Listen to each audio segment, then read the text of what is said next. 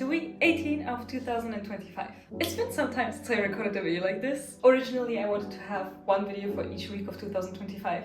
And while I did keep up with my reflections, I didn't film videos for each of the weeks. But we're filming one for this week. Also, I found them way too structured. It took me too much time to do everything. So I'm going to loosely talk about the events that happened, and at the end of the video derive some of the lessons that I learned this week for myself. That can hopefully be of use for you as well moving forward. So let's begin.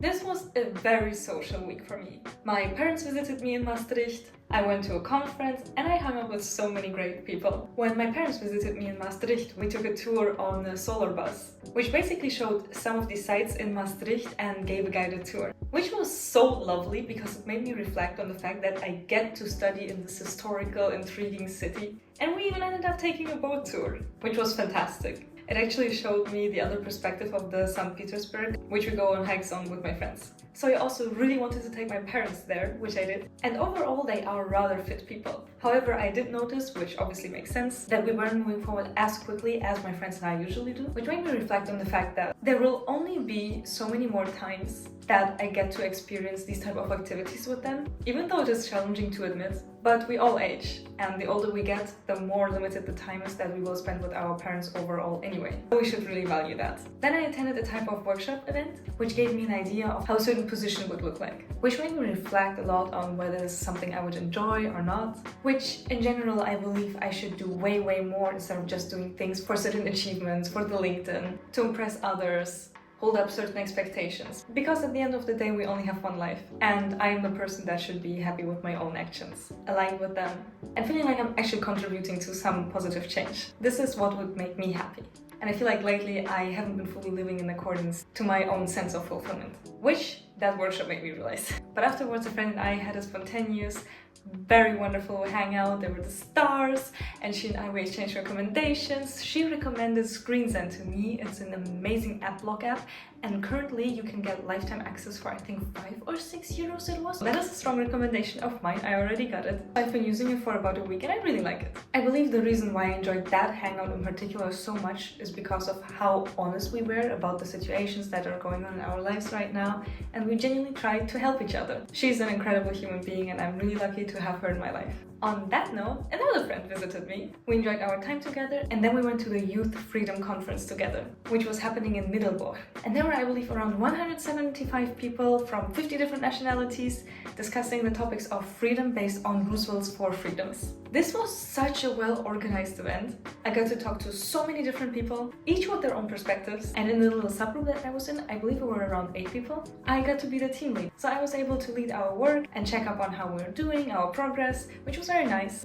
And that part worked out well in my opinion. It also gave me the chance to present our work in front of the other teams, which involved public speaking in front of around 30 to 40 people that I didn't really see before in my life, which didn't go so well. The last time I spoke in front of so many people was around half a year ago, I would say, to a year. And I would say I was okay at public speaking. But this time, oh my, I was nervous and I started saying a lot of things that I didn't really have to say. A friend of mine that was sitting in the audience actually took a video of me, and after seeing that one, it wasn't as bad as I thought it was, but there's a lot of room for improvement, which is really nice, since now I know that I should actively seek more public speaking opportunities to improve myself in that area. We also danced together with a bunch of interesting people, we had amazing hosts, and overall those were fantastic days. At the same time, I was introduced to a perspective of a man that grew up in civil war. He hired the abductor of his own brother to work with, and this type of difficult life is something I will not be able to relate to because I got really lucky and privileged to be born into the circumstances of a developed country. But his strength, the way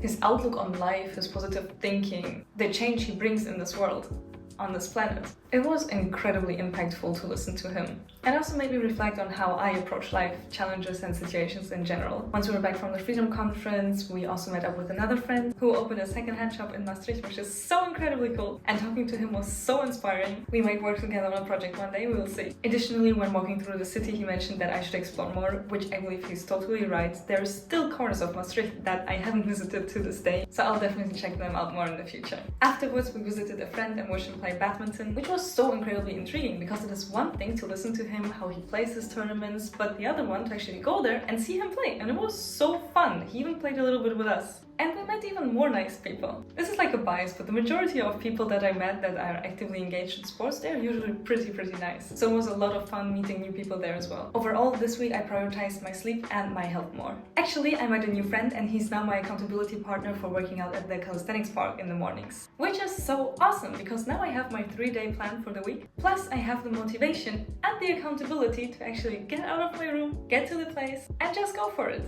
Which also means that I get sunlight as one of the first things of the day. So I'm really grateful that we get to work out together, since it really helps me to also keep the promises that I gave myself. Because there were also times when I woke up earlier during the days, but I didn't, for instance, immediately start working out. But now it's way simpler. We have a set time in the mornings, we go there, we each work on our sets, and then we say bye and continue with our day. And that was this week. So what are the lessons?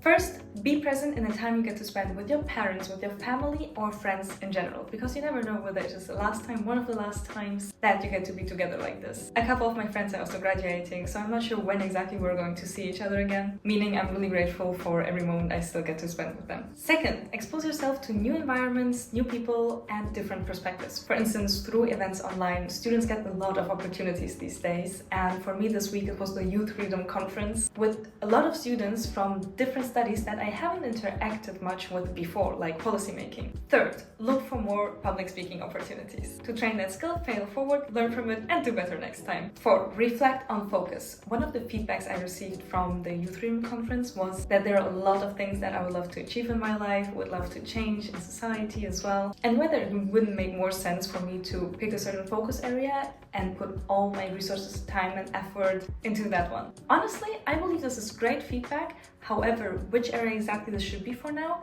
I am not sure. Maybe time will tell. 5, take health seriously.